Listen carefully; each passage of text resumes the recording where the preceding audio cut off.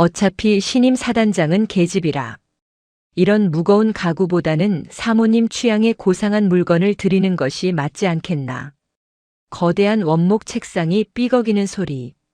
낡은 복도를 찌르는 신경질적인 땀 냄새.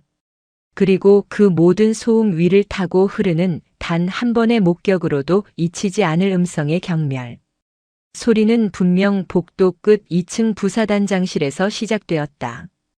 하지만 그 내용물은 층계를 타고 사령부 본청의 텅 빈 공간을 뚫고 건물 전체를 묵은 때처럼 감싸고 있던 나른한 공기를 산산조각 냈다. 신하준 대위는 운전대에서 내린 순간부터 이미 온몸의 신경을 곤두세우고 있었다. 그는 지금 대한민국 육군에서 가장 혹독하고 가장 혹독하게 주목받는 임무를 수행하고 있었다.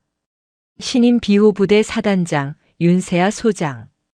2년 만에 귀국.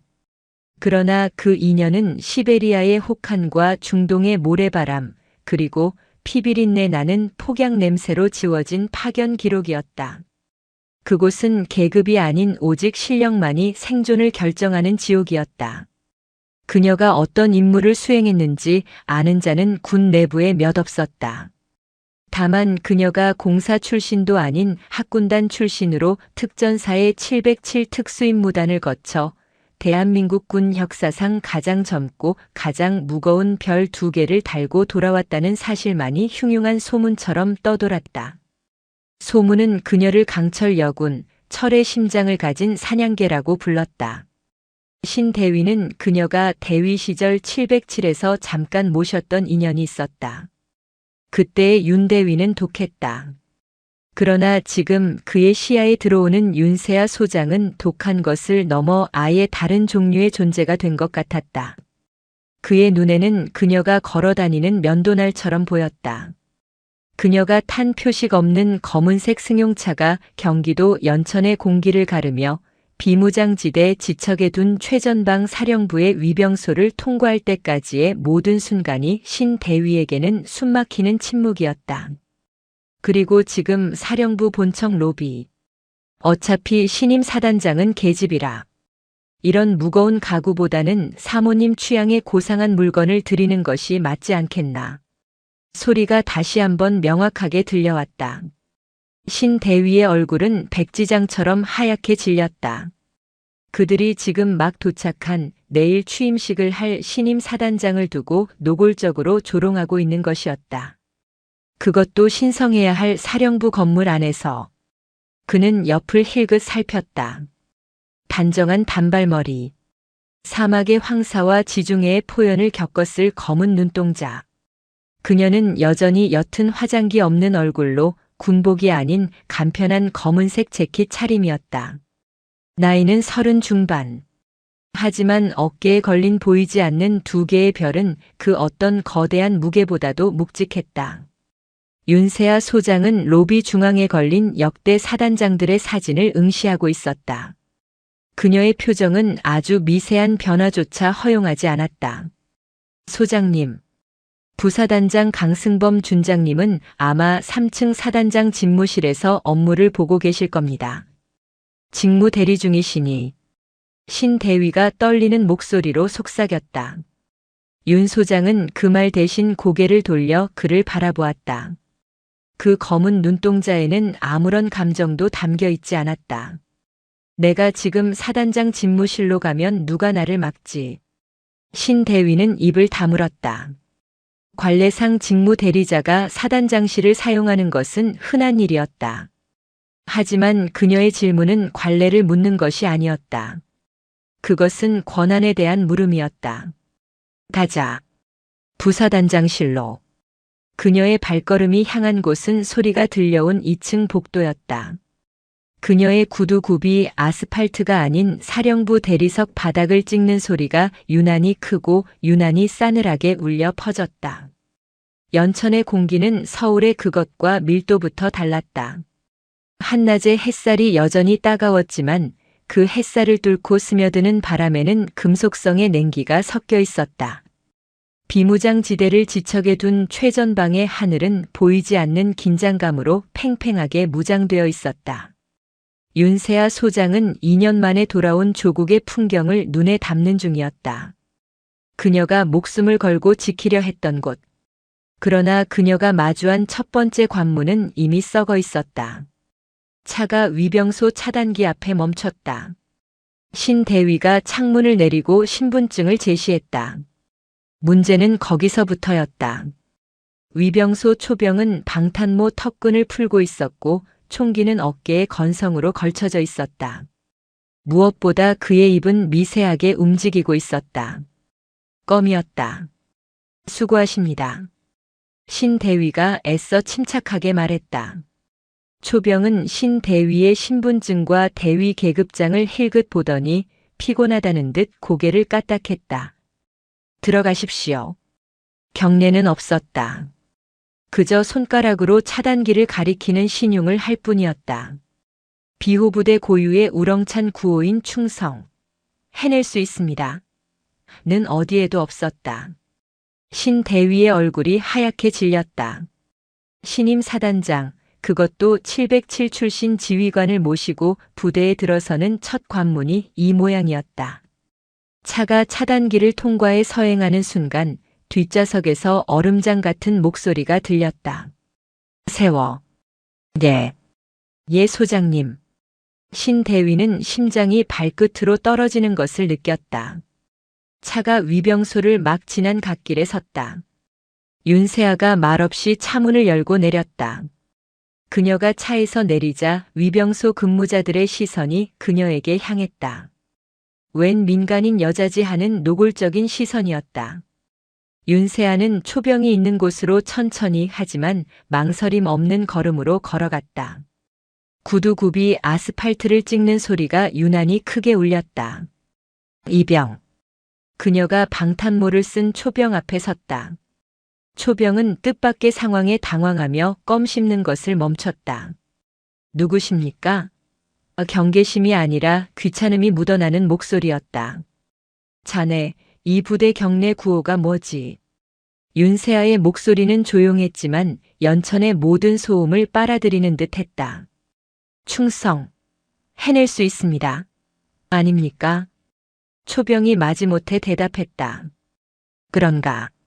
난 못 들었는데. 왜 구호를 붙이지 않았나? 그리고 턱끈은 장식인가? 총기 파지는 그게 기본인가? 윤세아의 눈이 초병의 머리부터 발끝까지 단 1초 만에 훑었다. 지적당한 초병의 얼굴이 살짝 붉어졌다. 하지만 그는 여전히 상황 파악이 되지 않았다. 민간인 아니십니까? 여긴 군사구역입니다. 빨리. 그때 위병소에서 상황을 지켜보던 위병사관이 헐레벌떡 뛰어나왔다. 그는 윤세아를 알아보지 못했지만 동승한 신하준 대위의 새파래진 얼굴과 윤세아에게서 뿜어져 나오는 압도적인 기세에 눌려 본능적으로 위험을 감지했다. 무슨 일이십니까? 신 대위 이분은. 윤세아는 위병사관을 바라보았다. 자네가 여기 책임자인가? 예, 그렇습니다만. 실례지만 누구신지. 됐다. 윤세아는 더 말할 가치도 없다는 듯 고개를 돌렸다. 그녀는 초병을 다시 바라보았다. 이병. 자네 이름이 뭐지? 이병 박철민입니다. 박이병.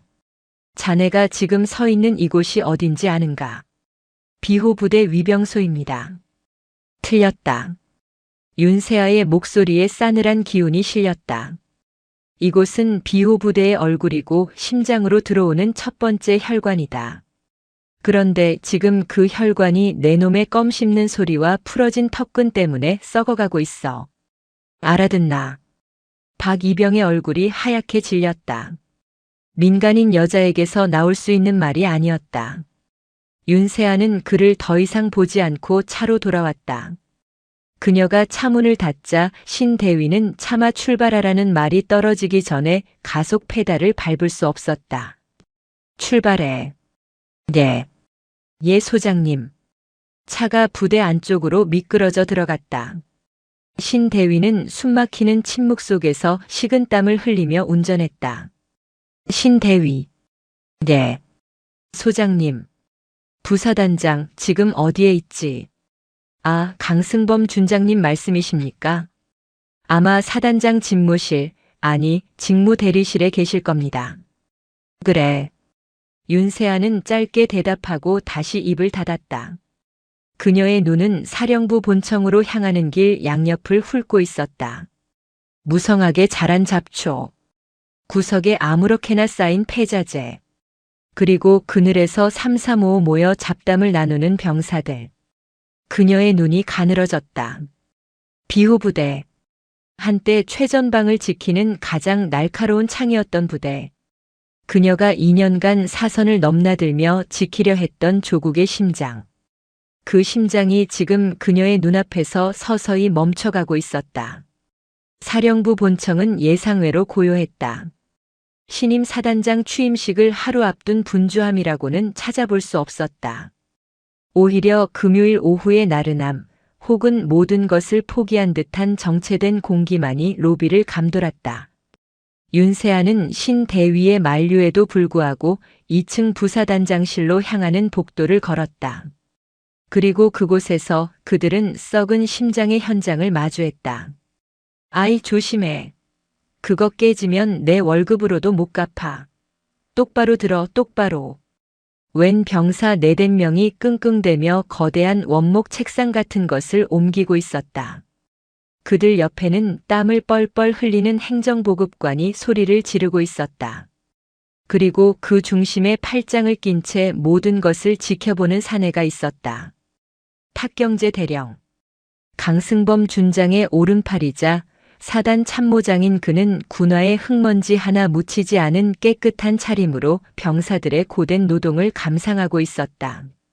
참모장님, 이거 도저히 문으로 안 들어갑니다. 이놈아, 그걸 말이라고 해? 머리를 써, 머리를. 분해해서 넣든가 문짝을 떼든가 해야지. 오늘 안에 강 장군님 집무실 세팅 끝내야 한단 말 몰라. 탁경재가 신경질적으로 소리쳤다. 윤세아와 신대위가 그들 뒤에 섰다. 하지만 탁경재는 뒤를 돌아볼 생각도 하지 않았다. 아니, 요즘 애들은 빠릿빠릿한 맛이 없어. 야, 너 거기 너. 멀뚱멀뚱 서 있지 말고 이리 와서 좀 거들어. 탁경재가 손가락질을 했다. 그 손가락질의 끝은 신하준 대위의 어깨를 정확히 가리키고 있었다. 신 대위의 얼굴이 재빛이 되었다. 저 탁 대령님. 신 대위. 야, 너 오늘 복귀했나? 휴가 갔다 왔어? 근데 옆에는 숙모님이셔? 면회 오셨나? 탁경재는 윤세아의 수수한 옷차림을 힐끗 보더니 피식 웃으며 말했다. 숙모님이라는 단어에 병사들의 어깨가 들썩였다. 윤세아의 표정에는 변화가 없었다. 그녀는 그저 병사들이 옮기고 있는 거대한 책상과 복도에 줄지어 늘어선 포장도 뜯지 않은 새집기들을 바라보았다. 고급 가죽 소파, 거대한 텔레비전, 심지어 최고급 원두 커피 머신까지. 대령. 윤세아가 입을 열었다. 이 물건들 다 어디로 들어가는 거지? 탁경재는 처음 듣는 목소리에 고개를 돌렸다. 그는 윤세아를 위아래로 훑어보았다. 뭐요, 아줌마? 여긴 민간인이 함부로. 신대위. 이분 누구신데 내가 데리고 다녀. 사단장님 취임식 준비 때문에 외부 업체라도 불렀어? 신대위는 이 상황을 어떻게 수습해야 할지 몰라 입술만 달싹였다. 탁경재 대령. 윤세아가 다시 그의 이름을 불렀다. 이번에는 목소리가 조금 낮아졌다. 군수품인가? 뭐라고? 이 물건들 군 보급품이냐고 물었다. 탁경재가 기가 차다는 듯 웃었다. 아줌마, 지금 뭐 하자는 겁니까? 여기가 어디라고? 야, 신대위. 안 데리고 나가. 너 지금 나랑 장난해? 그는 신대위의 멱살이라도 잡을 기세로 다가왔다. 윤세아가 신대위의 앞을 가로막았다. 아주 미세한 움직임이었지만 탁경재는 벽에 가로막힌 듯 우뚝 멈춰 섰다. 윤세아의 눈을 정면으로 마주하게 된 것이다. 그녀의 눈은 웃고 있지 않았다. 병사들 지금 뭐 하는 건가? 작업 중인가? 그렇소. 강승범 장군님, 아니 사단장 직무대리님 집무실 환경 개선 작업 중이요. 신임 사단장님 오시기 전에 부대 얼굴 좀 깨끗이 하려는 거지. 탁경재는 자기도 모르게 말을 더듬으며 변명했다. 환경 개선. 윤세아가 복도에 늘어선 집기들을 천천히 둘러보았다. 이 원목 책상 600만 원이 넘는군. 저 이탈리아제 소파는 800만 원. 저 커피 머신은. 그녀의 입에서 구체적인 모델명과 가격이 튀어나오기 시작했다. 탁경재의 눈이 커졌다. 아니, 당신 도대체 누군데 그걸. 사단장 집무실은 어디 있나? 3층에 있는데 그건 왜? 그럼 이건 뭔가? 윤세아가 병사들이 낑낑대며 옮기던 책상을 손가락으로 가리켰다. 이건 부사단장실로 옮기는. 왜? 예. 왜 사단장 집무실이 아닌 부사단장실을 꾸미는데 이 병사들이 동원되고 이 값비싼 물건들이 들어가고 있냐고 물었다. 윤세아의 목소리는 차분했지만 그 안에 담긴 압력은 탁경재의 숨을 조였다. 그건 강 장군님께서. 어차피 신임 사단장님은 여자분이시니 이런 무거운 가구보다는. 탁경재는 변명을 하려다 자신이 무슨 말을 하고 있는지 깨달았다. 그는 헛기침을 하며 말을 돌렸다. 아니, 그게 아니라 실질적인 업무는 강 장군님께서 다 보시니 효율을 위해서. 아니, 도대체 당신 뭔데 나한테 따지는 거요? 신대위. 그가 다시 신대위에게 화를 돌리려던 순간이었다. 탁 대령. 복도 저편에서 굵직한 목소리가 울려 퍼졌다. 강승범 준장이었다. 그는 막 사령부 본청으로 복귀하는 길인 듯 했다. 아니, 복도에서 무슨 소란이야. 아직도 그거 하나 못 옮기고. 강승범은 탁경재에게 다가오다가 그 앞에 선 신대위와 낯선 여자를 발견하고 걸음을 멈췄다. 그는 신대위를 알아보았다. 신하준 대위. 자네 오늘 복귀라고 들었는데 웬일인가. 그리고 이분은. 강승범의 시선이 윤세아의 재킷과 바지를 훑었다. 군인도 군무원도 아니었다. 기껏해야 취임식 관련으로 국방부에서 나온 행정관쯤으로 생각한 듯 했다. 강승범 준장. 윤세아가 먼저 입을 열었다. 강승범은 자신의 계급을 아는 이 낯선 여자가 기분 나쁘다는 듯 미간을 찌푸렸다. 그렇소만. 실례지만 누구시죠? 탁경재가 이때다 싶어 끼어들었다. 장군님, 이 여자가 갑자기 나타나서 김대위가 데려온 것 같은데 다짜고짜 장군님 집무실 물건 가지고 걸고 넘어집니다. 강승범의 눈이 가늘어졌다. 시끄럽군. 신대위. 이분 누구시라고. 신하준 대위는 이제 죽을 때가 되었다고 생각했다. 그는 눈을 질끈 감았다가 떴다. 그리고 자신의 목숨을 건 가장 우렁찬 목소리로 외쳤다. 충성. 해낼 수 있습니다. 신대위가 완벽한 부동자세로 윤세아를 향해 거수 경례를 붙였다. 신임 사단장님께 대하여 경례. 복도의 공기가 얼어붙었다. 강승범의 턱이 빠질 듯 열렸다. 탁경재는 눈알이 튀어나올 것처럼 커졌다. 끙끙대던 병사들은 책상을 바닥에 떨어뜨릴 뻔했다. 윤세아 소장. 그녀가 지금 여기에 가장 초라하고 가장 부끄러운 부대의 민낯 한가운데에 서 있었다. 윤세아는 경례를 하는 신대위에게 가볍게 목례를 한 후 천천히 강승범과 탁경재를 향해 고개를 돌렸다. 그녀의 눈에는 2년간 겪었던 그 어떤 적보다도 차가운 경멸이 담겨 있었다. 정적. 연천의 냉기보다 더 차가운 침묵이 복도를 지배했다. 탁경재 대령은 숙모님이라고 불렀던 여자가 소장님이라는 호칭으로 불리는 것을 이해하는데 몇 초가 더 필요했다. 그의 뇌가 현실을 받아들이기를 거부했다. 소장님? 무슨? 신대위. 너 미쳤어? 어다 대고 소장님. 탁경제 대령. 윤세아의 목소리가 탁경제의 말을 잘랐다.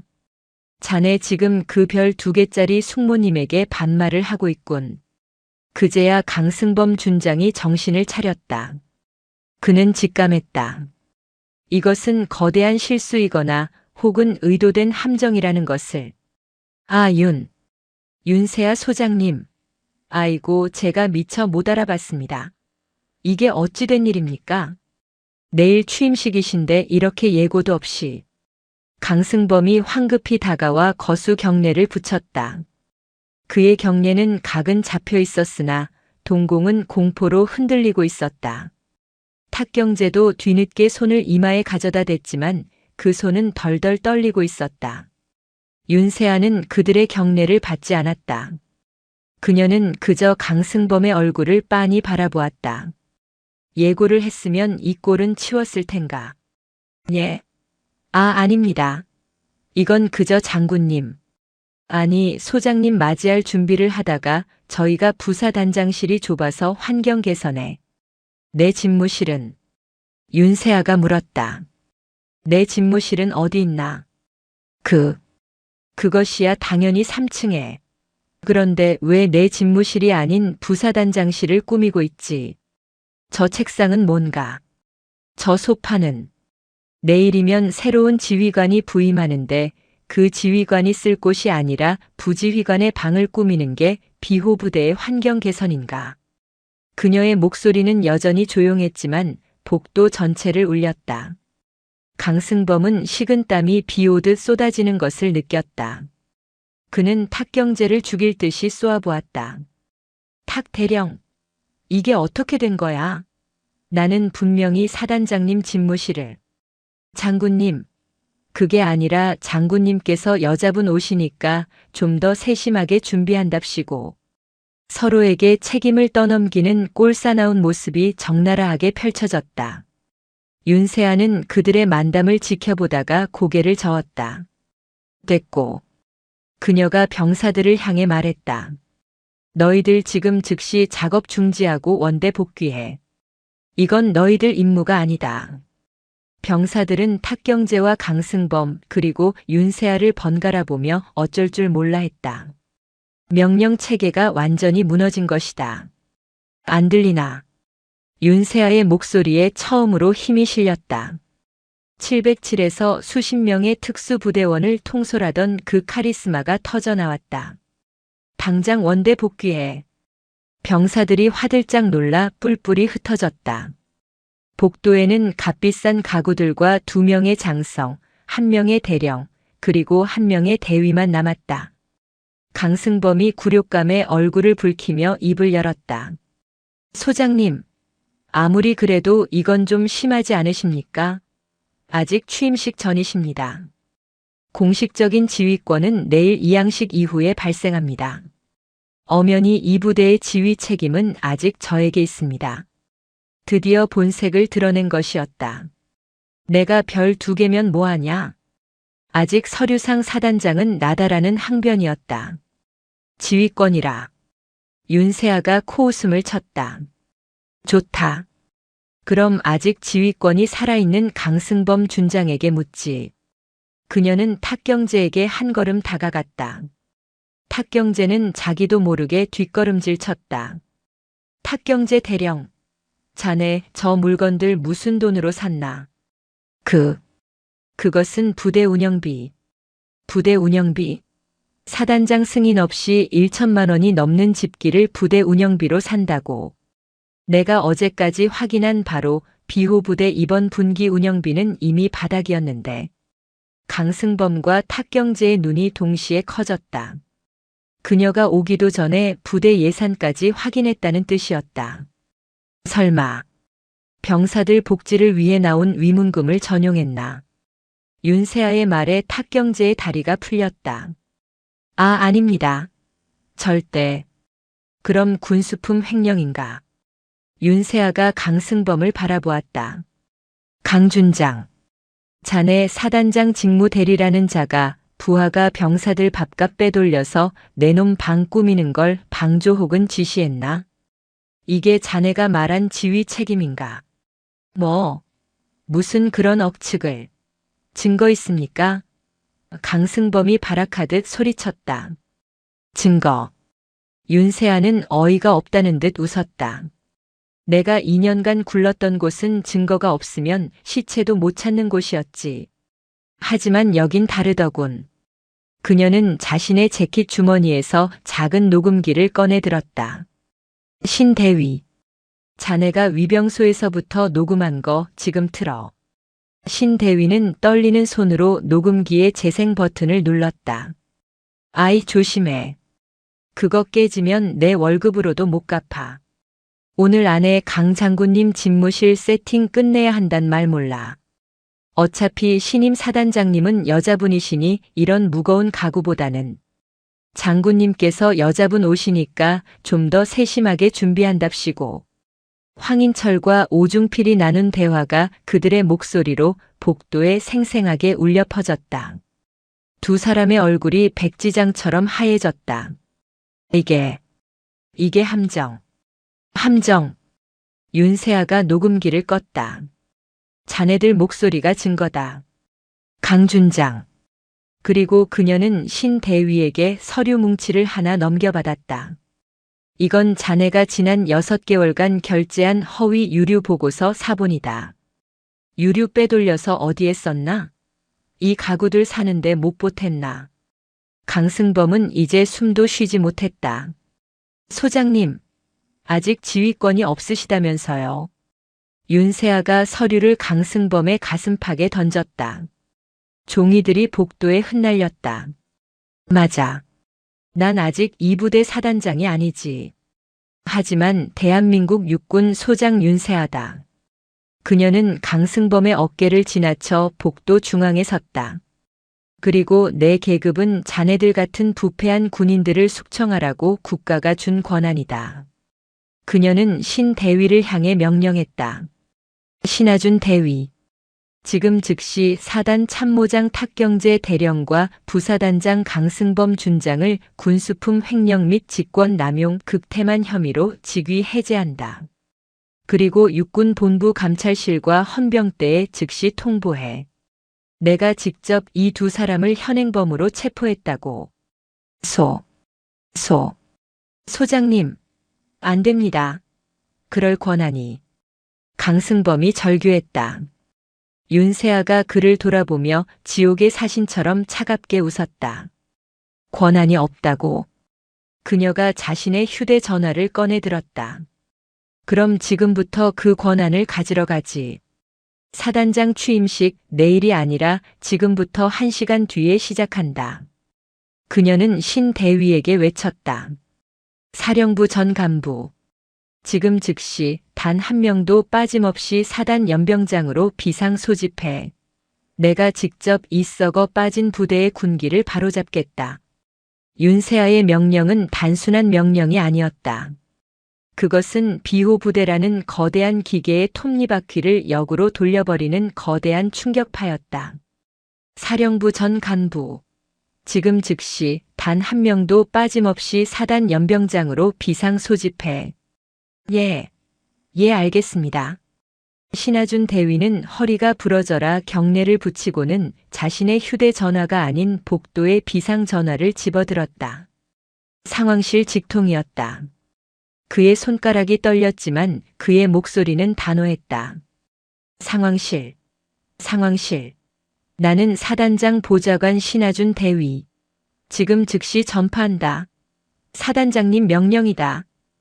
그가 사단장님의 힘을 주어 외쳤다. 수학이 넘어 당직 사관이 숨을 멈추는 것이 느껴졌다. 사단 사령부 및 직할대 소속 전부. 한 명도 빠짐없이 15분 내로 전투복, 전투화 착용 후 사단 연병장 비호대로 집결한다. 반복한다. 이건 훈련이 아니다.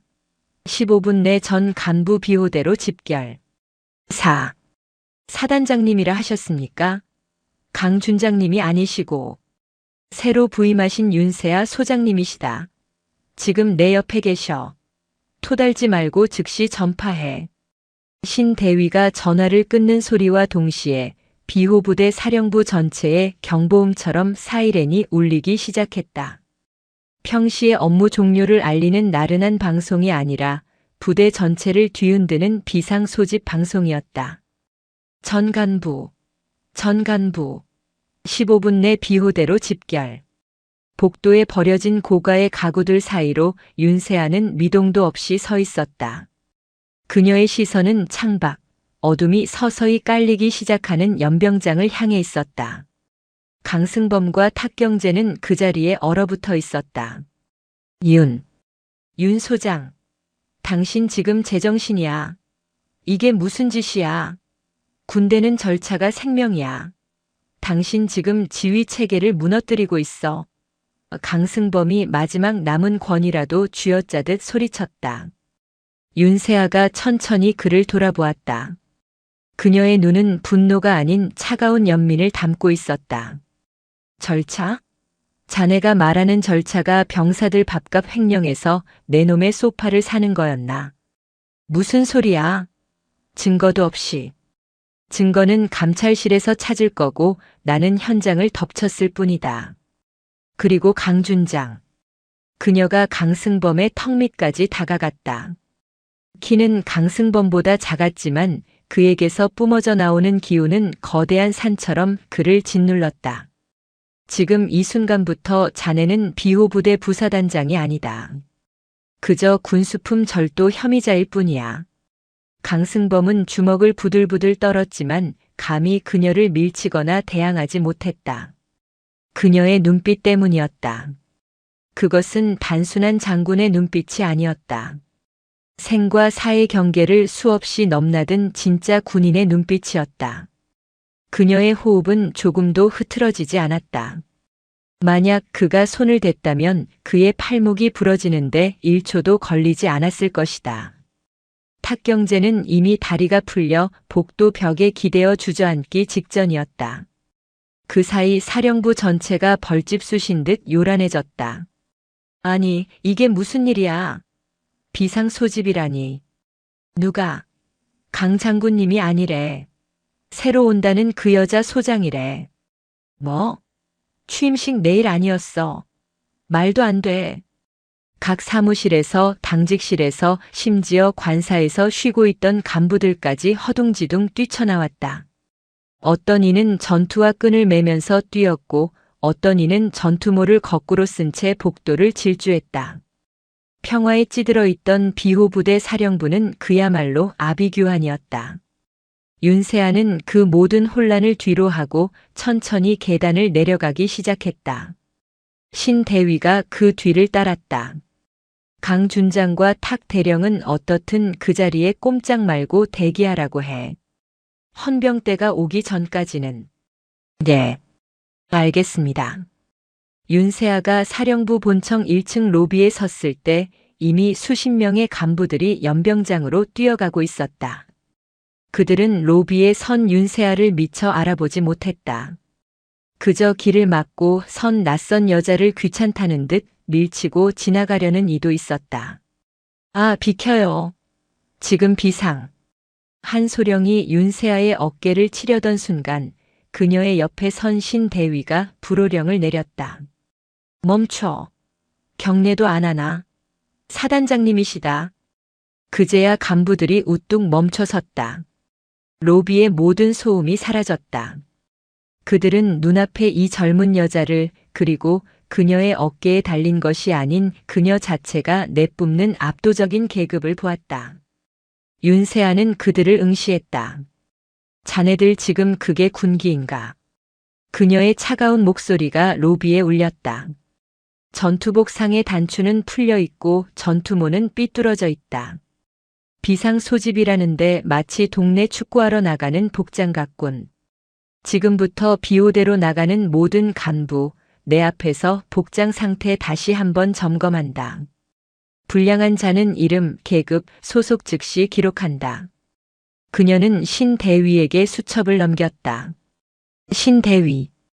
똑똑히 적어. 예. 소장님. 간부들의 얼굴이 사색이 되었다. 이것은 쇼가 아니었다. 진짜였다. 그들은 허둥지둥 서로의 복장을 바로잡고 단추를 잠그고 전투모를 고쳤었다. 그리고 윤세아의 앞을 지날 때 그들은 군 생활 중 가장 크고 절도 있는 목소리로 경례를 외쳐야 했다. 충성. 해낼 수 있습니다. 윤세아는 그들의 경례를 받으며 한 명 한 명의 눈을 똑똑히 마주쳤다. 공포에 질린 눈, 불만에 찬 눈, 혹은 드디어 올 것이 왔구나라고 체념한 눈.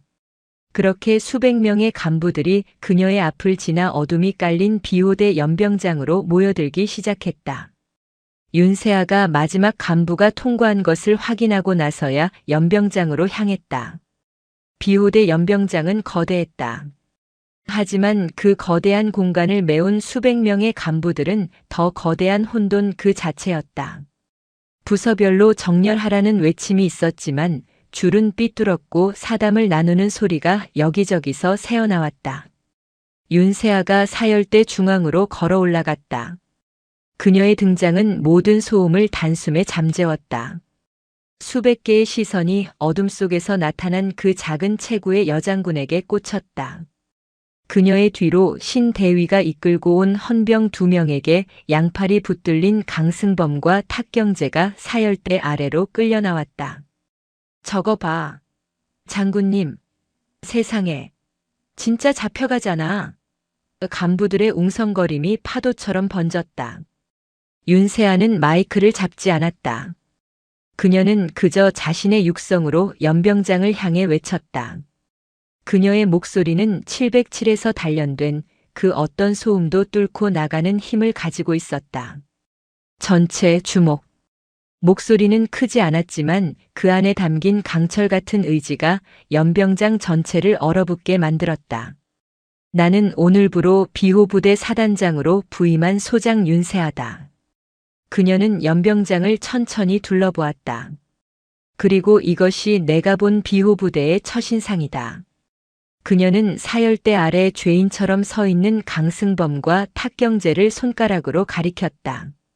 썩어 빠진 군기, 부패한 지휘부, 그리고 주인을 잃고 방황하는 너희들. 그녀의 시선이 불만에 차있던 한 중령의 눈과 마주쳤다. 중령은 자신도 모르게 시선을 피했다. 폭풍이 지금부터 시작될 것이다. 비호대 연병장에 깔린 정적은 단순한 고요함이 아니었다. 그것은 수백 명의 간부들이 동시에 내쉬는 숨소리마저 얼려버린 극도의 긴장감이었다. 밤이 깊어지면서 연천의 기온은 급격히 떨어졌지만 간부들은 추위를 느낄 새도 없었다. 윤세아 소장은 사열대 위에서 마치 먹잇감을 내려다보는 맹수처럼 그들을 응시했다. 나는 너희들에게 취임사를 하러 이 자리에 선 것이 아니다. 그녀의 목소리가 연병장 구석구석으로 퍼져나갔다. 나는 너희들의 군기가 얼마나 썩었는지 확인하러 왔다. 그리고 내 눈으로 직접 확인했다. 그녀는 사열대 아래에 죄인처럼 서 있는 강승범 준장과 탁경재 대령을 힐긋 보았다. 강승범은 헌병의 소나귀에서 벗어나려 발버둥쳤지만 헌병들은 꿈쩍도 하지 않았다. 저자를 봐라. 윤세아가 강승범을 가리켰다. 불과 10분 전까지 너희들의 사단장 직무대리였다. 비호부대의 명예와 전력을 책임져야 할 자가 자신의 집무실을 꾸미기 위해 병사들의 복지 예산을 횡령했다. 웅성거림이 다시 한번 일었다. 설마 진짜였어? 라는 충격과 믿기지 않는다는 혼란이 뒤섞인 소리였다. 조용히 해. 윤세아의 불호령이 터져나왔다. 웅성거림이 칼로 자른 듯 멈췄다. 너희들은 저런 자의 밑에서 무엇을 배웠나? 무엇을 지켰나? 그녀는 연병장에 모인 간부들 사이를 천천히 걸어 내려갔다. 사열대 위에서가 아니라 그들의 눈높이에서 말하기 위함이었다. 그녀가 다가오자 간부들은 홍해가 갈라지듯 길을 열었다. 그녀는 한 중령 앞에 섰다. 아까 로비에서 그녀에게 비키라고 소리칠 뻔했던 소령보다도 더 불만 가득한 얼굴을 하고 있던 자였다. 그는 사단 작전 참모였던 문기준 중령의 측근 중 한 명이었다. 문 중령. 예, 예 소장님. 문 중령이 당황하며 경례했다. 자네, 내가 누군지 몰랐나? 그 복장이 민간인인 줄로만 알았습니다. 그래. 내가 군복을 입지 않으면 나는 너의 상급자가 아닌가? 아닙니다. 그럼 왜 나에게 비키라고 했나? 내 어깨를 치려고 했지. 안 그런가? 그건 비상소집 중이라 급한 마음에. 급한 마음. 윤세아가 코웃음을 쳤다. 급한 마음에 상급자를 밀치고, 급한 마음에 전투복 단추는 풀어 헤치고, 급한 마음에 위병소 근무자는 껌을 씹고, 그것이 비호부대의 급한 마음인가? 문 중령의 얼굴이 불그락푸르락 달아올랐다. 그는 감히 대꾸하지 못했다. 윤세아는 그를 지나쳐 다시 사열대로 향했다. 그리고 마이크를 잡았다. 아까와는 비교도 안 될 만큼 거대한 목소리가 스피커를 통해 터져나왔다. 전 간부에게 명료하게 전달한다. 그녀는 신 대위에게 신호를 보냈다. 신 대위는 사령부 복도에서 회수한 그 끔찍한 녹음 파일을 재생할 준비를 했다. 너희들 중 일부는 내가 여자라는 이유로 이 자리에 설 자격이 없다고 생각했을 것이다. 간부들 몇몇이 뜨끔한 듯 시선을 피했다. 너희들 중 일부는 내가 최연소라는 이유로 경험 없는 애송이가 부대를 망칠 것이라 수군댔을 것이다. 그녀는 신 대위에게 고개를 끄덕였다. 아이 조심해. 그거 깨지면 내 월급으로도 못 갚아. 어차피 신임 사단장님은 계집이라. 장군님께서 여자분 오시니까 좀 더 세심하게 준비한답시고. 강승범과 탁경재의 목소리가 비호대 연병장 전체에 연천의 차가운 밤 공기를 찢으며 울려 퍼졌다. 연병장은 이제 침묵을 넘어선 충격에 빠졌다. 수백 명의 간부들은 자신들의 귀를 의심했다. 이것은 단순한 비리가 아니었다. 신임 사단장에 대한 노골적인 모욕이자 군 전체의 명예를 실추시키는 망동이었다. 탁경재는 그 자리에 주저앉아 얼굴을 감쌌다. 강승범은 입을 뻐끔거렸지만 아무 소리도 나오지 않았다. 녹음이 꺼졌다. 윤세아가 다시 마이크를 잡았다. 이것이 너희들이 모셨던 지휘관의 실체다. 그녀는 사열대 아래에 흩어진 서류 뭉치, 강승범에게 던졌던 그 허위 유류 보고서를 집어들었다. 이것은 너희들이 서명한 허위 보고서다. 그녀는 서류를 높이 들어 보였다. 이 보고서에 따르면 비호부대는 당장 내일이라도 전면전을 치를 수 있는 완벽한 태세를 갖추고 있다. 유류는 100%, 탄약은 100%, 장비 가동률은 100%. 그녀는 잠시 말을 멈췄다. 하지만 내가 어제 국방부에서 확인한 실태는 다르다. 그녀의 목소리가 얼음처럼 차가워졌다. 실제 유류 비축량은 70%. 실제 가동 가능한 전차는 60%. 나머지 30%의 유류는 어디로 갔나? 그 40%의 전차는 왜 서 있나? 그녀는 서류를 바닥에 내동댕이 쳤다.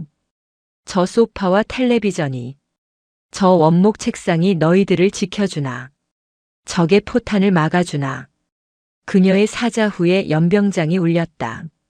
문기준 중령. 자네가 작전 참모로서 이 허위 보고를 총괄했지. 안 그런가?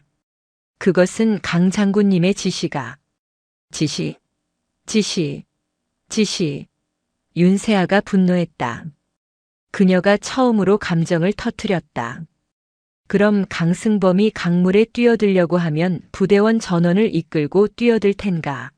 자네의 양심, 자네의 명예, 자네의 군인 정신은 어디에 팔아먹었나? 소 소장님, 강승범 준장, 탁경재 대령, 그리고 작전 참모 문기준 중령. 그녀는 세 사람을 차례로 지목했다. 지금 이 시간부로 세 사람을 직위 해제한다. 사단 지휘부의 핵심 세 축이 단 1시간 만에 무너져 내렸다. 또한 이 시간부로 비호 부대 전부대의 최고 수준의 경계 태세를 발령한다. 이유는 적의 위협 때문이 아니다. 윤세아가 수백 명의 간부들을 하나하나 꿰뚫어 볼 듯이 노려보았다. 적은 바로 너희들 내부에 있기 때문이다. 이 선언은 연병장에 모인 모든 간부들의 심장에 얼음 송곳처럼 박혔다. 이것은 단순한 군기 잡기가 아니었다. 부패한 지휘부의 목을 쳐내는 것을 넘어 부대 전체의 존재 이유를 묻는 근본적인 수술의 시작이었다. 연병장에 설치된 거대한 투광 조명이 밤을 대낮처럼 밝혔다. 그 빛 아래 3명의 고위 장교가 헌병들에게 둘러싸여서 있는 모습은 그 자체로 비호 부대의 치부였다. 강승범은 이제 모든 것을 포기한 듯 고개를 숙이고 있었고 탁경재는 넋이 나간 사람처럼 중얼거리고 있었다. 문기준 중령은 자신이 왜 저들과 함께 묶여야 하는지 모르겠다는 듯 억울한 표정이었다. 윤세아는 그들을 돌아보지 않았다. 그녀는 연병장에 모인 나머지 간부들을 향했다. 이제야 조금 조용해졌군. 윤세아가 마이크를 잡았다. 다시 한번 말한다. 나는 너희들에게 잘 보이러 온 것이 아니다. 나는 이 썩어 빠진 비호 부대를 다시 싸울 수 있는 부대로 만들기 위해 왔다. 그녀는 천천히 연병장을 걸었다. 너희들 중 저 3사람에게 부역하며 자신의 배를 채운 자가 분명히 있을 것이다. 그들에게 고한다. 내일 아침 해가 뜰 때까지 스스로 자수해라. 내 손으로 색출하기 시작하면 군복 벗는 것으로 끝나지 않을 것이다. 간부들 몇몇의 어깨가 움찔했다. 또한 너희들 중 저들의 부조리를 알면서도 묵인하고 방관한 자들이 있을 것이다. 그들에게도 고한다. 너희들은 비겁자다. 하지만 기회는 주겠다. 오늘 밤 자신의 자리로 돌아가 너희가 그동안 저지른 묵인을 반성하고 무엇을 바로잡아야 할지 스스로 보고서를 작성해라. 내일 아침 내가 직접 읽어볼 것이다. 연병장 전체가 술렁였다. 이것은 전례 없는 일이었다. 윤세아는 걸음을 멈췄다. 그녀는 수백 명의 간부들 중에서 한 사람을 찾고 있었다. 그녀는 이미 이 부대의 모든 간부들의 인사 기록을 머릿속에 넣고 왔다. 서진욱 중령. 그녀가 이름을 불렀다. 간부들 무리의 가장자리. 가장 낡은 전투복을 입고 있던 한 중령이 화들짝 놀라며 뛰쳐나왔다. 충성. 해낼 수 있습니다. 중령 서진욱. 서진욱 중령. 그는 육군사관학교 출신의 엘리트였지만 강승범의 비리를 상급부대에 보고하려다 실패하고 한직인 군수 참모 창고 관리역으로 좌천되어 있던 인물이었다. 모두가 그를 끝난 군인이라고 불렀다. 윤세아가 그에게 다가갔다. 서중령. 자네 3개월 전 강승범 준장의 유류 횡령건을 상급부대에 투서했었지. 서진욱 중령의 눈이 커졌다. 그것은 그가 묻어버리려 했던 실패한 정이었다. 연병장의 모든 시선이 그에게 향했다. 네, 그렇습니다. 그리고 그 대가로 모든 보직에서 해임되고 이 부대에서 없는 사람 취급을 받았지. 사실입니다. 좋다. 윤세아가 그를 지나쳐 다시 사열대 위로 올라섰다. 전 간부는 들어라. 그녀가 연병장 전체를 향해 선포했다. 지금 이 시간부로 문기준 중령을 대신할 새로운 작전 참모 그리고 강승범 준장이 겸임하던 참모장 직무대리로 서진욱 중령을 임명한다. 연병장은 그야말로 충격의 도가니였다. 가장 밑바닥으로 떨어졌던 가장 강직했던 군인을 하루아침에 부대의 2인자로 끌어올린 것이다. 서진욱 중령은 믿을 수 없다는 표정으로 윤세아를 바라보았다. 윤세아는 그를 향해 말했다. 서진욱 중령. 자네에게 첫 번째 임무를 준다. 예. 소장님. 말씀만 하십시오. 서진욱의 목소리가 갈라졌지만 그 안에는 죽었던 군인의 혼이 다시 타오르고 있었다. 첫째, 지금 즉시 저 부패한 자들의 입맛에 맞게 편성된 모든 당직과 작전 계획을 원전부터 재검토한다. 둘째, 내일 공식 5시를 기점으로 비호부대 전부대 완편 전투 장비 기동 훈련을 실시한다. 단 한 대의 장비, 단 한 명의 인원도 열외 없다. 셋째, 윤세아가 숨을 골랐다. 지금부터 3시간 뒤 3시. 사단장 집무실에서 나에게 이 훈련 계획을 직접 보고하라. 할 수 있나? 충성. 해낼 수 있습니다. 서진욱 중령의 경례 구호는 오늘 윤세아가 이 부대에 도착해서 들었던 그 어떤 소리보다 우렁차고 절박했다. 좋다. 윤세아는 나머지 간부들을 둘러보았다. 그들의 얼굴에는 더 이상 불만이나 혼란이 없었다. 오직 다가올 폭풍에 대한 두려움과 어쩌면 일말의 기대감만이 남아 있었다. 전부 해산. 각자의 위치에서 자신의 임무를 수행하라. 수백 명의 간부들이 일사불란하게 흩어졌다. 아까의 혼돈은 온데간데 없었다. 연병장에는 윤세아와 신하준 대위, 그리고 새롭게 참모장이 된 서진욱 중령만이 남았다. 신 대위가 조심스럽게 다가왔다. 소장님, 준비된 사단장 관사로 모시겠습니다. 윤세아는 고개를 저었다. 그녀는 사령부 본청 3층의 불 꺼진 창문을 바라보았다. 강승범이 탐내고 탁경재가 꾸미려 했던 그곳. 아니, 사단장 집무실로 간다. 그녀가 서진욱 중령을 돌아보았다. 서중령, 지금부터 3시간이다. 자네가 지난 몇 년간 썩고 있었다고 생각했던 그 모든 것들이 헛되지 않았음을 증명해봐. 예, 소장님, 목숨을 걸겠습니다. 서진욱 중령이 경례를 붙이고 사령부 본청으로 뛰어들어갔다. 윤세아는 연천의 차가운 밤바람을 깊게 들이마셨다. 그녀의 진짜 전쟁은 지금부터 시작이었다. 새벽 0시 5분. 비호부대 사령부 본청 3층. 사단장 집무실의 문이 열렸다. 20년은 좋게 넘었을 묵직한 원목문이 경첩이 마찰하는 불쾌한 소리를 내며 열렸다. 문을 연 신하준 대위가 먼저 안으로 들어가 불을 켰다. 형광등이 몇 번 깜빡이더니 이내 방 안을 텅 비게 비쳤다. 방은 거대했다. 그리고 텅 비어 있었다. 아니, 정확히는 방치되어 있었다. 강승범과 탁경재가 2층 부사단장실로 빼돌리려던 그 호화로운 가구들과는 정반대의 풍경이었다. 창가에는 먼지가 뽀얗게 쌓인 낡은 책상이, 벽에는 빛바랜 역대 사단장들의 사진이 걸려 있었다. 응접 소파는 가죽이 군데군데 갈라져 속살을 드러내고 있었다.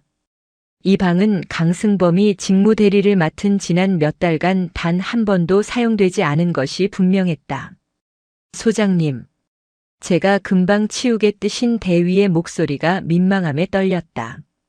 신임 사단장을 이런 유령의 집 같은 곳으로 모셔야 한다는 사실이 그에게는 굴욕이었다. 됐다. 윤세아는 방 한가운데 섰다. 그녀는 방 안을 둘러보는 것이 아니었다. 공기를 들이마시고 있었다. 묵은 먼지 냄새, 종이가 썩는 냄새, 그리고 포기의 냄새. 그녀는 낡은 책상으로 다가갔다. 책상 위에는 결제판 하나 그리고 뚜껑이 닫힌 잉크병이 전부였다. 그녀는 의자를 빼냈다. 삐걱. 소름 끼치는 소리가 났다. 그녀는 먼지를 털어내지도 않고 그 자리에 앉았다. 이곳이 그녀의 자리였다. 그녀가 되찾아야 할 비호부대의 심장이었다. 윤세아는 신 대위를 통해 강승범의 입김이 닿지 않은 진짜 인사 기록을 가져오도록 지시하고 홀로 남은 집무실에서 눈을 감았다. 중동의 모래바람과 피 묻은 석양. 그녀는 그곳에서 인간이 어디까지 잔인해질 수 있는지, 그리고 그 잔인함 속에서 어떻게 살아남아야 하는지를 배웠다. 그녀를 버티게 한 것은 단 하나였다. 조국. 내가 지금 이 지옥을 견디는 이유는 저 너머에 내가 지켜야 할 조국이 있기 때문이다. 그런데 그녀가 목숨을 걸고 돌아온 조국의 심장부가 지금 이렇게 썩어 문드러지고 있었다. 강승범, 탁경재. 그들은 적이 아니었다. 그들은 암세포였다. 윤세아는 눈을 떴다. 그녀의 눈에 더 이상 피로는 없었다. 오직 냉철함만이 남았다. 암세포는 도려내야 한다. 그것이 아무리 아프고 피가 쏟아지는 수술이라 할지라도 단순한 횡령이 아닐 것이다. 강승범 정도의 인물이 고작 가구 몇 개와 유류 조금을 빼돌리는데 만족했을 리가 없었다. 이것은 빙산의 일각. 수면 아래에는 훨씬 더 거대하고 추악한 몸통이 도사리고 있을 터였다. 그때 집무실 문이 세차게 두드려졌다. 소장님, 중령 서진욱입니다. 새벽 2시 50분. 약속보다 10분 일렀다. 들어와. 문이 열리고 서진욱 중령이 들어왔다. 그는 2시간 전에 그 끝난 군인이 아니었다. 그의 눈은 충혈되어 있었지만 이글거리는 불꽃이 타오르고 있었다. 그는 거대한 작전 지도와 수십 장의 보고서를 양손에 들고 있었다. 충성. 해낼 수 있습니다.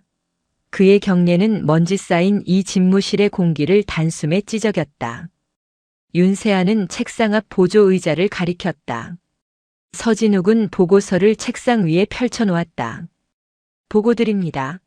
현재 시간부로 비호 부대 전부대 기동 훈련 계획, 비호 북진 작전 계획 보고드립니다. 서진욱의 목소리는 우렁차고 떨림이 없었다. 소장님께서 명하신 대로 전부대 완편 기동 훈련을 계획했습니다. 공식 5시를 기점으로 사단 사령부 및 직할대, 그리고 예하 연대의 모든 기동 장비는 됐다. 윤세아가 그의 말을 잘랐다. 그건 자네가 만든 종이 위의 계획이겠지. 내가 듣고 싶은 건 그게 아니야. 서중령. 내가 듣고 싶은 건 진짜다. 윤세아가 자리에서 일어나 서진욱이 펼쳐놓은 거대한 작전지도 앞으로 다가갔다. 이 계획대로라면 우리 비호 부대는 3시간 안에 연천을 벗어나 저 북쪽의 가상 목표 지점을 완벽하게 타격하게 되어 있지. 안 그런가? 네. 그렇습니다. 이론적으로는 그렇습니다. 이론. 윤세아가 그 단어를 비웃었다. 서중령. 자네가 지난 몇 년간 창고에서 먼지를 세며 본 것이 무엇인가? 그 이론과 현실의 차이가 아니었나? 서진욱은 입술을 깨물었다. 그는 윤세아의 눈을 정면으로 바라보았다. 말씀드릴 기회를 주셔서 감사합니다. 그는 보고서 중 가장 두꺼운 것을 집어들었다. 소장님, 이것이 강승범 준장이 결재한 지난 분기 사단 장비 현황 보고서입니다. 그는 첫 장을 넘겼다. 보시는 바와 같이 전차장갑 차자주포 모든 기동 장비의 가동률이 90% 이상입니다. 완벽합니다. 그는 그 보고서를 바닥에 던져버렸다. 그리고 자신의 전투복 주머니에서 꼬깃꼬깃한 수첩을 꺼냈다. 이것이 제가 지난 6개월간 창고에서 직접 확인한 진짜 현황입니다. 그가 수첩을 펼쳤다. 제1전차대. 보고서상 전차 35대 가동률 100%. 실상 엔진 오일 교환 주기를 반년이나 넘겼고 핵심 부품인 조준경 예비 부품은 재고가 0입니다. 0이라고? 네. 그렇습니다. 더 정확히는 재고가 사라졌습니다. 장부상으로는 지난달에 모두 신품으로 교체되었다고 되어 있으나 제가 확인한 바로는 그 신품 조준경은 부대에 들어온 적도 없습니다. 탁경재 대령이 중간에서 빼돌려 불법으로 매각한 정황이 포착되었습니다. 윤세아의 눈이 가늘어졌다. 단순한 횡령이 아니라 군 장비 밀매. 이것은 이적 행위였다. 계속해. 제5 포병여단. 보고서상 자주포 가동률 95%. 실상 절반 이상의 자주포가 포신 수명 연한을 넘겼으나 예산 부족을 핑계로 교체가 미뤄졌습니다. 강승범 준장이 그 교체 예산을 아까 보셨던 그 원목 책상과 가죽 소파를 사는데 전용했습니다. 제일 심각한 것은 보병 연대입니다. 통신장비.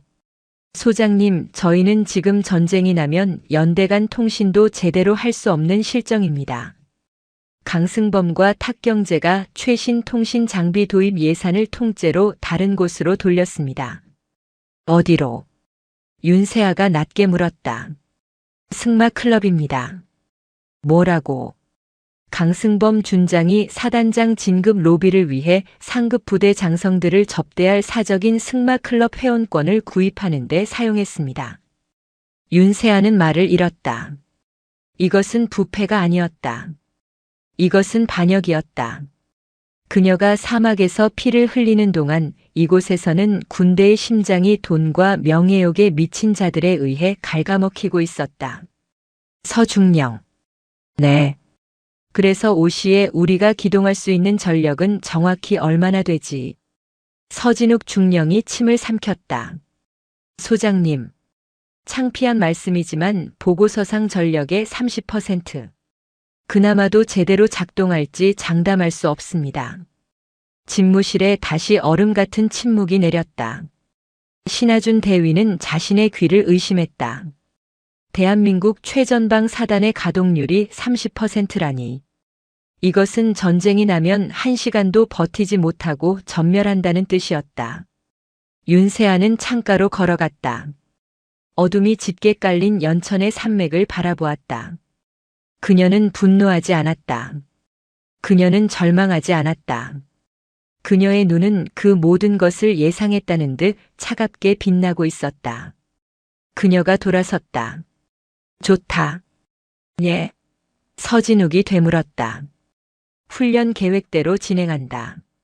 소장님, 무리입니다. 지금 이 상태로 기동을 강행하면 장비는 장비대로 망가지고 병사들만 다칩니다. 이것은 쇼입니다. 맞아. 윤세아가 그의 눈을 똑똑히 바라보았다. 쇼다. 하지만 내가 하려는 쇼가 아니지. 그녀는 낡은 책상에 앉아 결제판을 집어들었다. 이것은 강승범과 탁경제 그리고 문기준이 지난 몇 년간 공들여 만든 우리는 이만큼 썩었습니다라고 광고하는 그들의 위대한 쇼다. 그녀는 서진욱이 내민 그 완벽한 기동 훈련 계획서에 서명했다. 서중령. 자네는 이 계획서대로 오시의 훈련을 개시하라. 단 조건이 있다. 말씀하십시오. 첫째. 모든 훈련 상황은 가감 없이 실시간으로 사령부 본청 메인 스크린과 내 집무실로 전송한다. 둘째. 각 부대 지휘관들에게 종이 위의 보고가 아닌 눈앞의 현실을 보고하라고 명해라. 엔진이 돌지 않습니다. 통신이 두절되었습니다. 같은 그들의 진짜 목소리 말이다. 그녀의 목소리에 살기가 어렸다. 그리고 셋째. 이 모든 실패의 현장을 영상으로 기록한다. 단 1초도 놓치지 마. 서진욱은 그제야 그녀의 의도를 깨달았다. 그녀는 훈련을 성공시키려는 것이 아니었다. 그녀는 이 썩어 빠진 부대의 민낯을 그들 스스로 보게 하려는 것이었다. 소장님, 그 기록은 어디에 쓰실 겁니까? 윤세아가 싸늘하게 웃었다. 내일 아침 전 부대원이 모인 자리에서, 그리고 육군 본부 감찰실에서 아주 유용하게 쓰이겠지. 그녀는 시계를 보았다. 새벽 4시. 나가서 준비해. 그리고 윤세아가 서진욱을 불렀다. 자네가 오늘 밤 나에게 올린 이 진짜 보고서. 고맙다. 자네 같은 군인이 있어서 비호 부대는 아직 희망이 있다. 서진욱 중령은 군 생활 20년 만에 처음으로 자신의 심장이 다시 뛰는 것을 느꼈다. 충성. 해낼 수 있습니다. 그는 자신의 모든 것을 걸고 이 새벽의 작전을 준비하기 위해 사단장 집무실을 뛰쳐나갔다. 새벽 4시 55분. 비호부대 전 부대의 실제 상황을 방불케 하는 기동훈련 개시 명령이 하달되었다. 어둠과 정적에 잠겨있던 막사들이 순식간에 혼돈에 휩싸였다. 뭐야? 진짜 하는 거야? 미쳤어. 어젯밤에 그 난리를 치고 지금 훈련이라고. 빨리 움직여. 작전 참모로 온 그 독사 서진욱이 눈에 불을 켜고 있단 말이야. 간부들의 고함 소리와 병사들의 욕설, 그리고 군화 소리가 막사를 뒤흔들었다. 하지만 그것은 시작에 불과했다. 진짜 재앙은 각 부대의 심장부인 장비고에서 터져 나왔다. 제1전차대 전차고. 시동 걸어. 당장. 전차대 대장 이성환 중령이 발을 동동 굴렀다. 그는 강승범의 직계 라인은 아니었지만 부대의 문제점을 알면서도 적당히 묵인해 온 비겁자 중 하나였다. 어젯밤 연병장에서 윤세아의 경고를 들었지만 설마 이 새벽에 진짜 기동 훈련을 하리라고는 상상도 못했다. 시동이 안 걸립니다. 대대장님, 21호차 시동 불량, 23호차 배터리 방전, 25호차 시동은 걸렸는데 연기가 너무 많이 납니다. 전차 조종수의 절박한 외침이 들려왔다. 끼릭끼릭. 거대한 강철 사자의 심장이 되어야 할 엔진이 죽어가는 노인의 기침 소리 같은 소리만 내뱉었다. 이런 젠장. 이성환 중령은 자신의 머리를 감쌌다.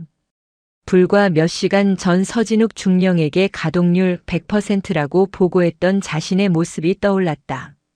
엔진 오일. 오일 교환한 거 맞아? 아니야. 그가 군수과장을 닥달했다. 군수과장은 하얗게 질린 얼굴로 대답했다. 그 장부상으로는 교환한 것으로 사실 지난 분기 오일 보급 예산이 다른 곳으로 전용되어 교환하지 못했습니다. 어디로? 강승범 준장님 관사 정원수 구입비로. 이성환 중령은 그 자리에 주저앉고 싶었다. 자신들은 지금 전차 엔진 오일 살 돈이 없어서 저 거대한 쇠덩이를 세워둔 채 그 돈으로 사들인 정원수를 지키고 있었던 것이다. 같은 시각 제5 포병여단 자주포 야적장. 포신이 안 움직입니다. 유압 개통 에러 뜹니다. 이거 지난번에 훈련할 때도 말썽이었는데 아직도 수리가 안 됐습니다. 서진욱 중령이 지적했던 포신 수명 연한 문제는 그저 시작에 불과했다. 포신을 움직이는 핵심 유압 부품들이 정품이 아닌 값싼 중국산 부품으로 교체되어 있었던 것이다. 물론 장부상으로는 최고급 정품이었다. 이걸로 어떻게 싸우라는 거야? 포대장이 포신을 주먹으로 내리쳤지만 강철은 묵묵부답이었다. 그리고 이 모든 아비규환의 정점. 사단 지휘 통제실. 일명 CPCP. 거대한 메인 스크린에는 비호 부대 전부대의 현황이 실시간으로 중계되고 있었다. 윤세아와 서진욱 그리고 신하준 대위는 그 스크린을 묵묵히 지켜보고 있었다. 스크린에 떠오른 것은 멋지게 기동하는 부대의 모습이 아니었다. 제1전차대 기동 가능 35대 중 7대. 사유 배터리 방전, 엔진 오일 부족, 조준경 불량. 제5 포병여단 기동 가능 28문 중 4문. 사유 유압 개통 불량, 포신 수명 초과. 제3 보병연대 통신 두절. 사유 통신 장비 노후화 및 부품 부족. 전멸. 이것은 훈련이 아니라 자멸의 기록이었다. 서진욱 중령은 차오르는 분노와 참담함에 주먹을 쥐었다. 소장님, 이것이 저희의 현주소입니다. 윤세아는 대답하지 않았다.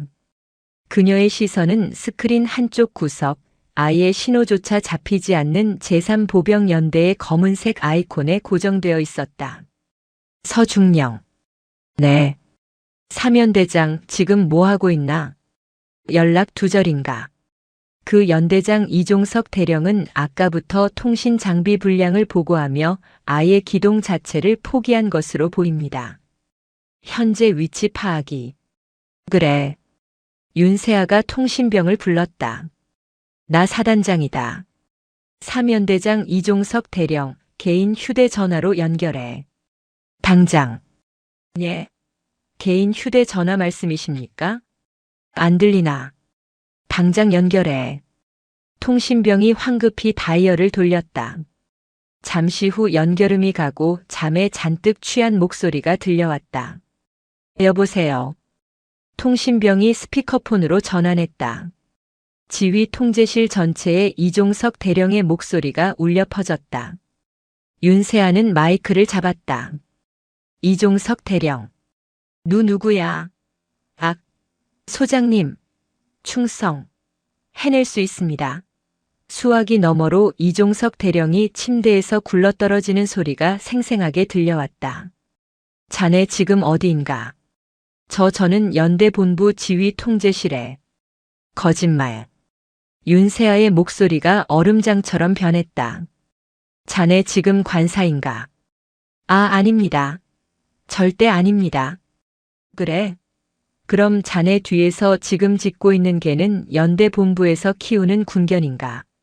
수화기 너머로 멍 하는 작은 애완견 소리가 들리고 있었다. 이종석 대령은 아무 말도 하지 못했다. 지휘 통제실의 모든 장교들이 숨을 죽였다. 전부대가 기동훈련으로 비상이 걸린 이 시각에 연대장이 관사에서 잠을 자고 있었다는 사실. 이것은 단순한 근무 태만을 넘어 부대 포기 선언이었다. 이종석 대령. 자네 지금 그 복장 그대로 10분 내로 이 지휘 통제실로 튀어와. 자네가 아끼는 그 애완견도 데리고 와. 내가 직접 자네의 군복을 벗겨주겠다. 윤세아가 통화 종료 버튼을 눌렀다. 그녀는 다시 메인 스크린을 바라보았다. 붉은색 실패 딱지가 도배된 스크린. 그녀는 지휘 통제실에 모인 어젯밤 스스로 반성문을 써왔던 간부들을 둘러보았다. 그들은 모두 자신들의 부대가 불타는 모습을 보며 잿더미가 된 표정이었다.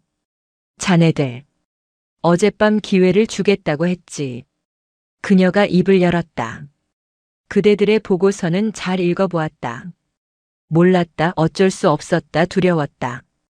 변명은 참으로 다양하더군. 하지만 이제 변명은 끝났다. 그녀는 스크린을 가리켰다. 저것이 자네들이 묵인한 대가다.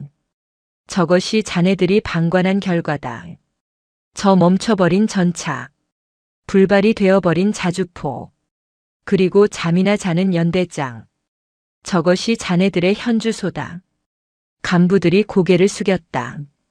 지금부터 자네들에게 진짜 기회를 주겠다. 윤세아는 메인 스크린에 유일하게 양호 상태를 유지하고 있는 부대를 띄웠다. 사단 직할대 제771 공병대. 기동률 90%. 비고 자체 정비 완료. 모두의 시선이 그곳으로 향했다. 서진욱 중령이 침을 삼켰다. 서중령. 공병 대대장은 누구지? 네. 소령 한태영입니다. 강승범 준장에게 밉보여 진급이 3년째 누락된 고지식한 인물입니다. 그래. 고지식한 인물이라. 윤세아가 웃었다. 오늘 처음으로 보인 차가운 미소였다. 지금부터 이 쇼를 끝내고 진짜 수술을 시작한다. 그녀는 통신병에게 다시 명령했다. 공병 대대장 한태영 소령. 지금 즉시 연결해. 새벽 6시 30분.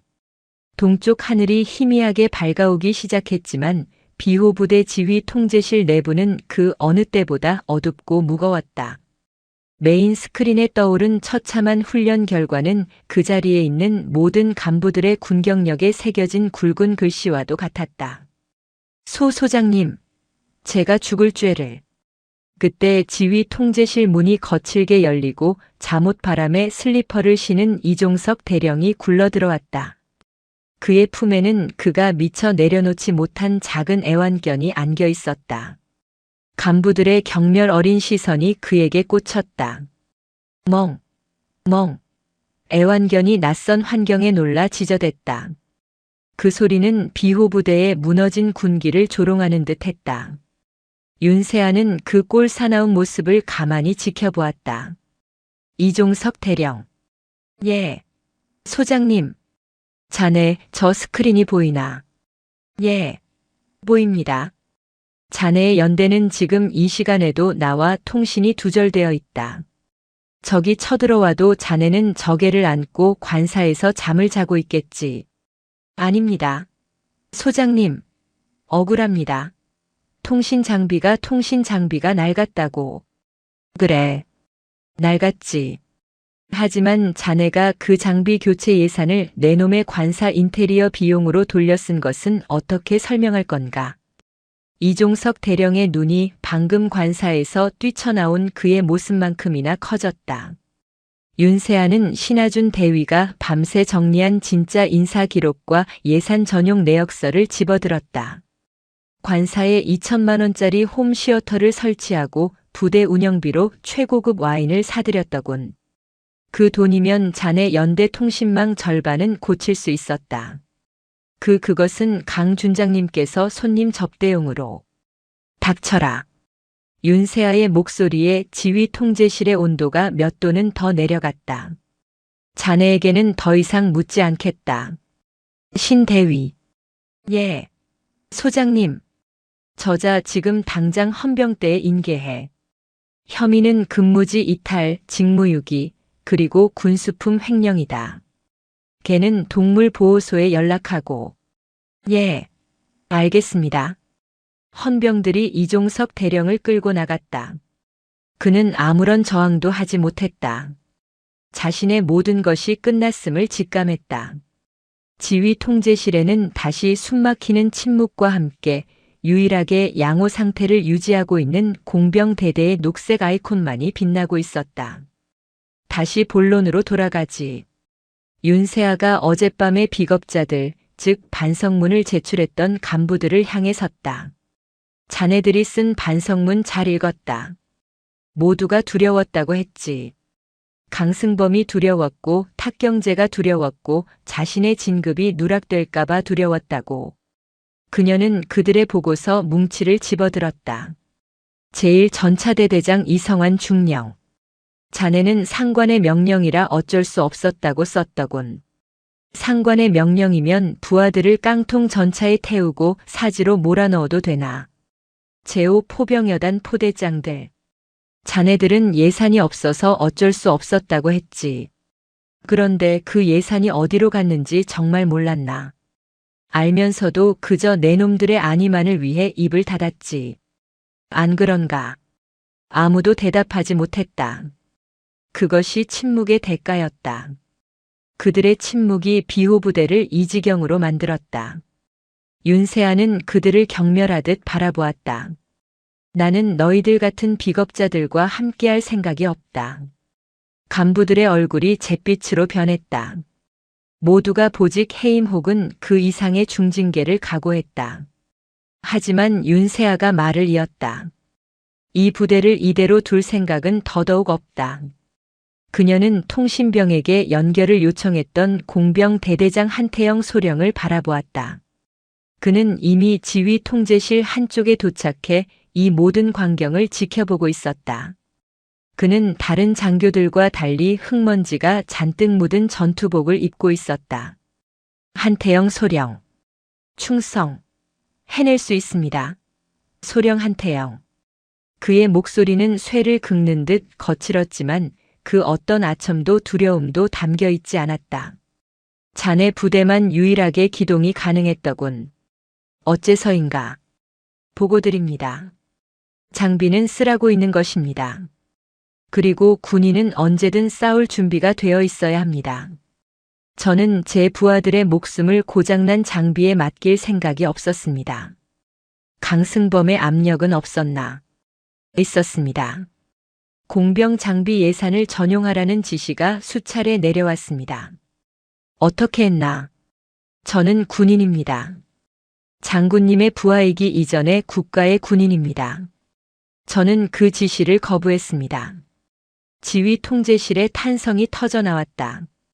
강승범의 명령을 그것도 일개 소령이 거부했다는 사실. 그 대가로 3년간 진급이 누락되었지. 영광입니다. 한태영이 망설임 없이 대답했다. 저의 진급보다 제 부하들의 생명이 더 중요합니다. 윤세아는 그제야 이 지옥 같은 부대에서 한 줄기 빛을 보았다. 그녀는 한태영 소령에게 다가갔다. 그리고 그의 어깨에 묻은 흙먼지를 손으로 털어주었다. 한소령. 자네가 이 썩어 빠진 비호 부대의 진짜 군인이었군. 그녀는 다시 비겁자들을 향해 돌아섰다. 너희들에게 마지막 기회를 주겠다. 그녀는 메인 스크린을 가리켰다. 지금 이 시간부로 제1전차대 제5포병여단 그리고 모든 직할대의 지휘권을 한태영 소령에게 일시적으로 위임한다. 이성환 중령을 비롯한 모든 지휘관들의 얼굴이 경악으로 물들었다. 소령에게 중령과 대령들을 지휘하라는 군의 생명인 지휘 체계를 완전히 뒤엎는 명령이었다.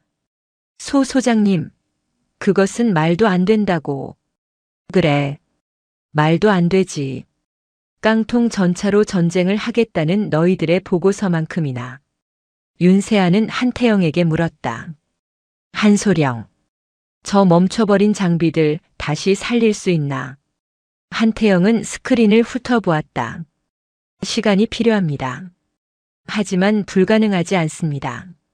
저희 공병대대가 지난 몇 년간 저들의 수리 거부 장비들을 뜯어보며 자체적으로 부품을 호환하고 수리하는 기술을 익혔습니다. 강승범 준장이 버린 장비들이 저희에게는 교보제였습니다. 좋다. 윤세아가 비겁자들을 향해 선포했다. 지금부터 너희들은 너희들이 그토록 무시했던 한태영 소령의 지휘를 받는다. 너희들의 그 번지르한 계급장 다 떼어버려. 지금부터 너희들은 한소령의 수리를 돕는 견습생이다. 그녀는 이성환 중령을 지목했다. 이 중령. 자네는 오늘부터 한소령을 따라다니며 엔진 오일 교환하는 법부터 다시 배워라. 소장님, 이해 있나? 그럼 지금 당장 이종석 대령과 함께 헌병대 차를 타라. 이성환 중령은 입술을 깨물며 고개를 숙였다. 명 받들겠습니다. 자네들 모두 마찬가지다. 너희들이 싼 똥, 너희들 손으로 직접 치워. 한태영 소령의 지휘하에 비호 부대의 모든 장비 가동률을 24시간 내로 80%까지 끌어올린다. 윤세아는 서진욱 중령을 돌아보았다. 서중령.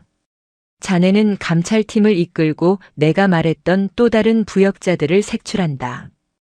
특히 군수품 밀매 라인. 탁경제 혼자 한 짓이 아닐 것이다. 그 뒤에 숨은 몸통을 찾아내. 예, 알겠습니다.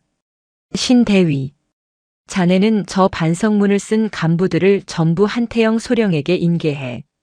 그리고 오늘 밤까지 저 멈춰버린 장비들을 수리하는 그들의 모습을 하나도 빠짐없이 영상으로 기록해. 어제 찍은 실패의 기록과 함께 아주 좋은 비교 자료가 될 것이다. 새로운 질서가 순식간에 재편되었다. 오물이 치워진 자리에 진짜 군인이 지휘봉을 잡았다. 그리고 비겁자들은 그들의 죄를 씻기 위한 강제 노동에 투입되었다. 새벽 0시 5분. 비호부대 정비고는 꺼지지 않는 강철의 심장이 되었다. 지난밤의 아비규환은 사라지고 사투의 열기로 가득 찬 묵직한 정적이 흘렀다. 제1전차대 정비고. 기름 냄새와 땀 냄새가 뒤섞인 공간에서 이성환 중령은 기름때가 온 얼굴을 뒤덮은 채 렌치를 돌리고 있었다. 그의 목은 완전히 쉬어 쇠소리가 났다. 그의 군복은 더 이상 중령의 위엄을 상징하는 것이 아니라 가장 치열한 현장에서 구른 정비병의 작업복과 같았다. 중령님, 20호차 배터리 전압 확인해. 규정 미달이면 당장 교체해. 한태영 소령이 냉철한 눈으로 계측기를 확인하고 있었다. 한 소령은 단 한 번도 화를 내지 않았다. 그저 논리대로 기술대로 원칙대로 움직일 뿐이었다. 한 소령님, 20호차 조준경 아직 0점 안 맞습니다. 이성환 중령이 대답했다. 그는 이제 한 소령이라는 호칭을 굴욕으로 받아들이지 않았다. 그는 지난 12시간 동안 이 소령이 자신이 지난 몇 년간 잃어버렸던 모든 것, 즉 진짜 군인의 기술과 집념을 가지고 있음을 뼈저리게 목격했다. 내가 직접 들어가겠다. 렌치 가져와. 이성환 중령이 직접 전차 포탑 안으로 기어들어갔다. 기름때에 절어 굳어버린 손으로 그는 자신의 깡통 전차를 살리기 위해 사투를 벌였다. 그것은 공포 때문이 아니었다. 윤세아라는 무서운 사단장 때문만도 아니었다.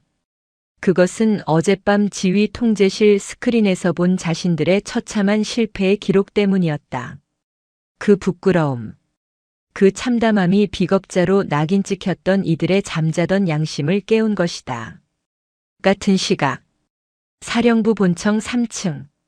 서진욱 중령은 헌병 감찰팀과 함께 강승범, 탁경재의 집무실과 관사를 완전히 뒤집고 있었다.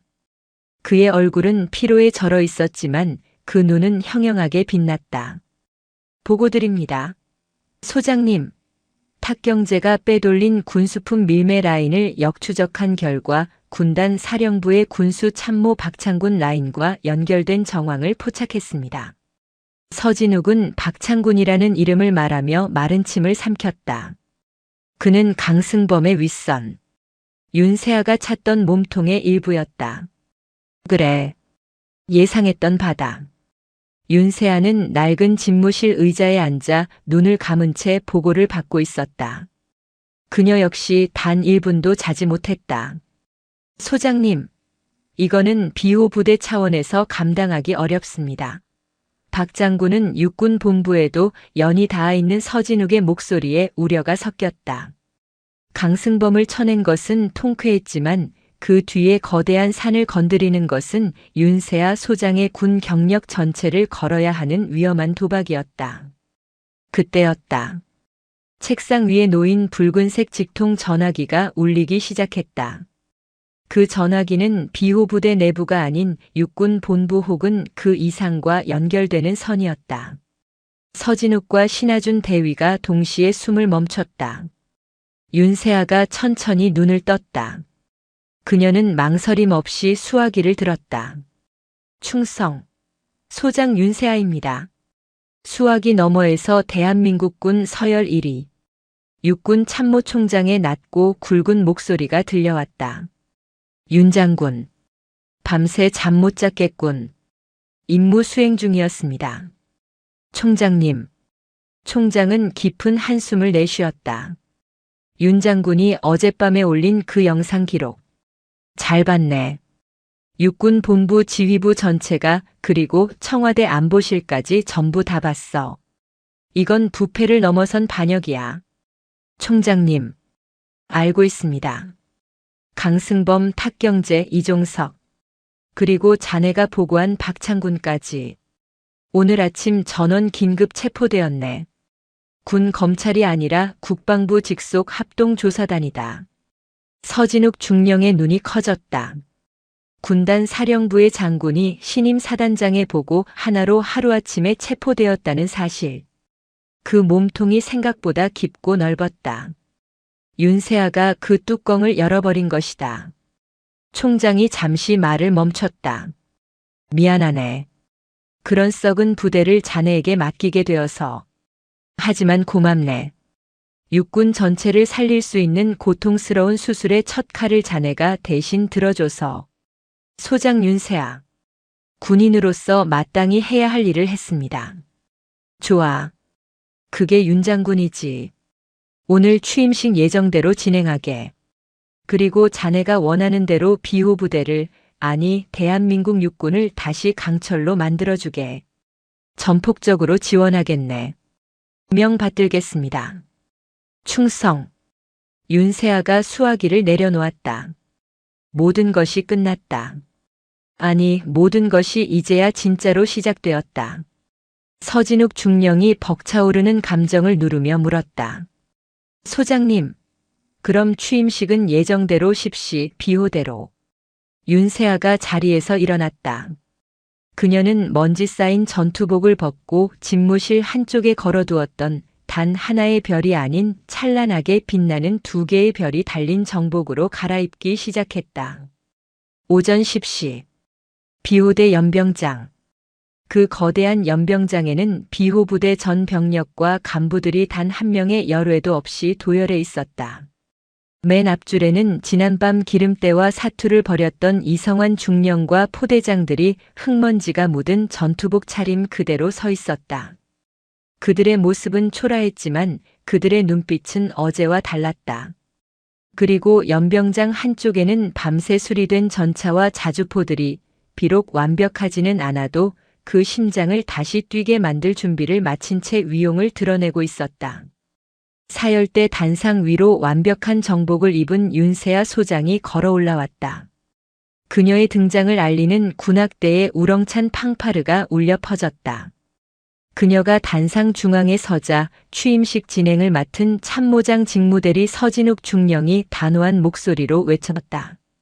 신임 사단장님께 대하여 경례. 연병장에 모인 수천 명의 장병들이 마치 한 사람이 움직이듯 일사불란하게 경례를 붙였다. 충성. 해낼 수 있습니다. 그 목소리는 그녀가 위병소에서 들었던 그 건성적인 구호가 아니었다. 비호부대 전체가 연천의 산맥이 울릴 정도로 거대한 함성을 토해냈다. 그녀는 천천히 그들의 경례를 받았다. 그녀의 시선은 연병장 입구 위병소 근무자들에게 향했다. 그곳에는 그녀에게 껌을 씹으며 모욕을 안겼던 이병 박철민이 지금은 그 누구보다 각 잡힌 자세로 부동 자세를 취하고 있었다. 윤세아가 마이크 앞에 섰다. 나는 어제 이 부대에 도착했다. 그녀의 첫마디에 연병장이 숨을 죽였다. 나는 어제 이 부대의 죽음을 보았다. 썩어버린 지휘부와 녹슬어버린 장비, 그리고 영혼을 잃어버린 군인들을 보았다. 이성환 중령을 비롯한 비겁자들이 고개를 숙였다. 그들은 국가가 준 명예로운 군복을 입고 국가의 녹을 먹으며 국가를 배신했다. 그들은 더 이상 비호부대의 일원이 아니다. 그들은 지금 이 시간 그들의 죄에 합당한 대가를 치르고 있다. 장병들의 눈이 커졌다. 강승범과 그 수하들이 정말로 끝났음을 실감했다. 그리고 나는 어젯밤 이 부대의 희망을 보았다. 윤세아가 한태영 소령을 바라보았다. 모두의 핍박 속에서도 군인의 명예를 지키며 묵묵히 자신의 임무를 수행한 한태영 소령 같은 진짜 군인을 보았다. 그녀가 다시 기름때 범벅이 된 이성환 중령과 간부들을 바라보았다. 또한 나는 오늘 새벽 자신들의 과오를 인정하고 밤새 기름때와 씨름하며 이 멈춰버린 심장을 다시 뛰게 한 너희들의 땀을 보았다. 이성환 중령이 고개를 들었다. 그의 눈에는 부끄러움과 함께 뜨거운 무언가가 차오르고 있었다. 나 소장 윤세아는. 그녀가 자신의 가슴을 쳤다. 오늘 이 비호부대의 사단장으로 취임하며 너희들에게 약속한다. 첫째, 나는 너희들을 종이 위의 숫자로 판단하지 않겠다. 너희들의 땀과 너희들의 실력 그리고 너희들의 명예로만 판단하겠다. 한태영 소령은 그 공로를 인정받아 오늘부로 중령 진급과 함께 비호부대 참모장으로 임명한다. 와. 연병장에서 특히 공병대대와 비겁자들 사이에서 엄청난 환호가 터져나왔다. 서진욱 중령은 한태영의 어깨를 치며 진심으로 축하했다. 둘째, 나는 너희들을 사지로 내몰지 않겠다.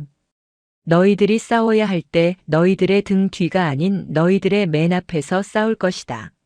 내가 2년간 707 특수임무단에서 배운 모든 것을 너희들에게 가르쳐 너희들을 대한민국 최강의 전사로 만들 것이다.